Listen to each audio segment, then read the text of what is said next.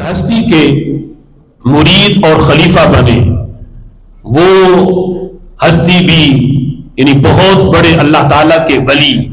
اور پیر ایسا کہ جسے مرید کو تو پیر پہ فخر ہوتا ہی ہے، لیکن یہ مرید بھی ایسے تھے کہ خود پیر کو اپنے مرید پہ فخر تھا اور ناز تھا۔ حضرت خواجہ معین الدین چشتی اجمیری رحمت اللہ علیہ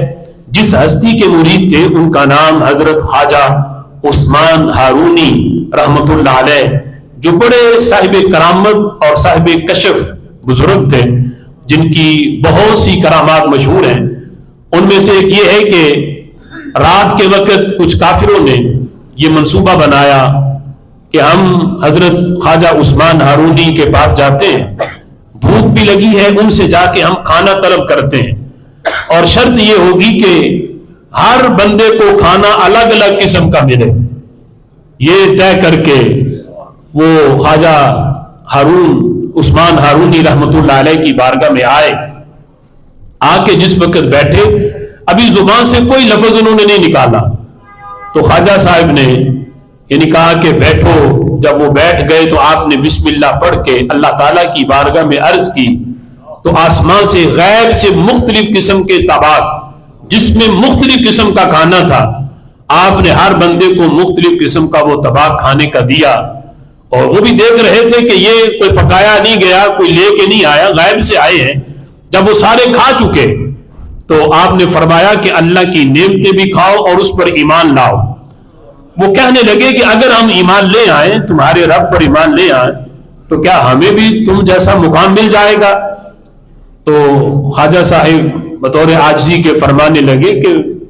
میری کیا حیثیت ہے، تم تو مجھ سے 1000 درجے بہتر بن سکتے ہو، ایمان تو لاؤ۔ اب جس وقت وہ خواجہ صاحب خواجہ عثمان ہارونی رحمت اللہ علیہ کے ہاتھ پہ انہوں نے اسلام قبول کیا اور آپ کے مرید بنے اور پھر آپ کی تربیت میں رہے،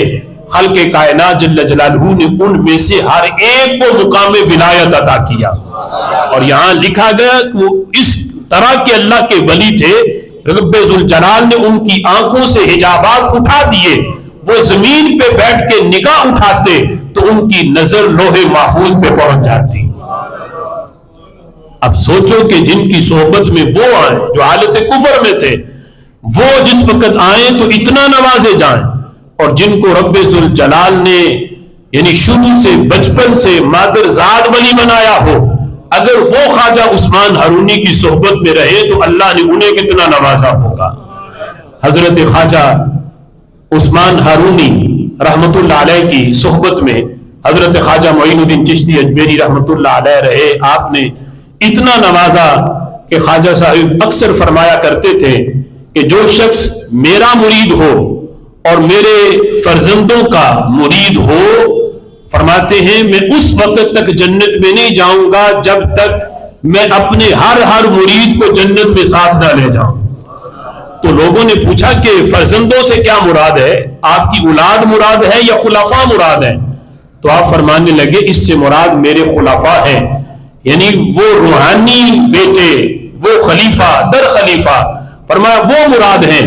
فرمایا ان کے بھی مرید جو ہوں گے وہ بھی جب تک جنت میں نہیں جائیں گے، خواجہ صاحب فرماتے ہیں میں اس وقت تک جنت میں نہیں جاؤں گا۔ اور یہاں یہ بات ذہن نشین رہے کہ وہ یعنی خلیفہ در خلیفہ کے جو شریعت کے پابند ہیں اور ان میں عقائد کا درست ہونا یہ اولین شرط ہے،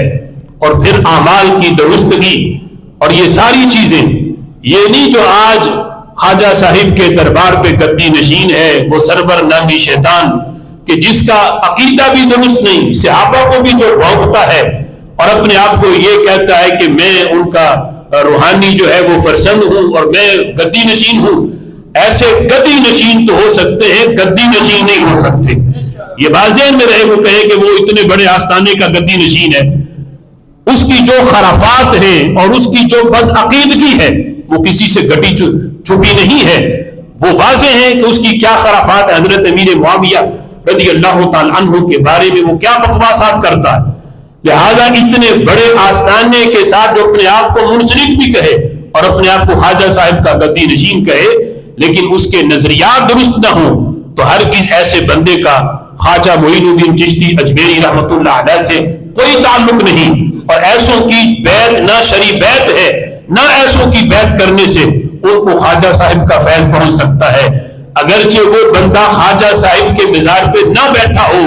دور دنیا کے کسی کونے میں ہو، لیکن خواجہ صاحب کا سلسلہ طریقت کے ساتھ وہ منسلک ہو اور ان کی تعلیمات پہ عمل کرتا ہو، اس کا کوئی مرید بن جائے تو تار خواجہ صاحب سے مل سکتی ہے، لیکن گدی نشین ہو اور عقائد اس کے خراب ہو جائیں، قرب میں بیٹھ کے بھی وہ بندہ وہ فیض نہیں دے سکتا جو دور بیٹھا بندہ خواجہ صاحب کا فیض پہنچا سکتا ہے۔